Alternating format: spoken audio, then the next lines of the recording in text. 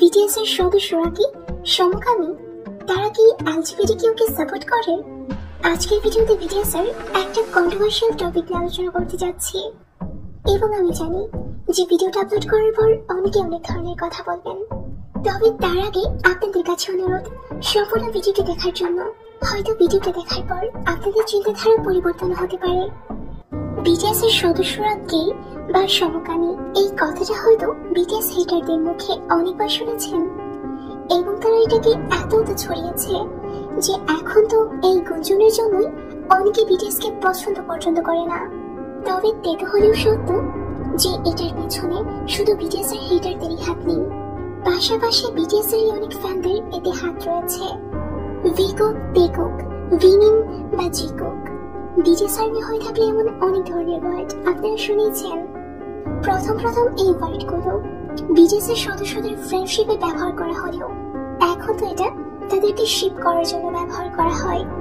অনেক ভক্তরা বিটিএস এর কিছু সাধারণ মুহূর্তগুলোকে এডিট করে সোশ্যাল মিডিয়াতে এমন ভাবে উপস্থাপন করে যেন মনে হয় তারা একে অপরকে অন্যরকম ভাবে পছন্দ করে। এমনকি অন্য কারোর ভিডিওতে তাদের নাম লিখে দিয়ে সোশ্যাল মিডিয়াতে পোস্ট করে দেয়। এবং যারা সাধারণ মানুষ রয়েছে, যারা বিটিএস কে একদমই চিনে না, তাদের সামনে এই ভিডিওগুলো পেলে তারা তো চিন্তা করে এটাই সত্য। এই কারণে তারা বিটিএস কে অপছন্দ করতেও শুরু করে। আর এখন তো এআই এই কাজটাকে আরো বেশি সোজা করে দিয়েছে। শুধু এটাই নয়, অনেক ফ্যানরা তো এটাও চাই যে বিটিএস এর সদস্যরা একে অপরের সাথে বিয়েটাও করে ফেলুক। তবে তারা হয়তো জানে না যে সব গুজবের কারণে একবার ভিউ জঙ্কুকের ফ্রেন্ডশিপ প্রায় ভেঙে যাচ্ছিল। যখন তাদের ব্যাপারে এইসব নিয়ে বেশি আলোচনা শুরু হয়, তখন তারা তাদের মধ্যে দূরত্ব বজায় রেখে চলতে শুরু করে। কিন্তু এরপর ফ্যানদের জন্যই তারা আবারও সব ঠিক করে ফেলে। এখন প্রশ্ন, বিটিএস এর সদস্যরা কি গে? তাহলে এটাতে সঠিকভাবে বলা যায় না যে তারা গে কে গে নয়, কেননা এই বিষয়ে তারা কখনোই আলোচনা করেনি।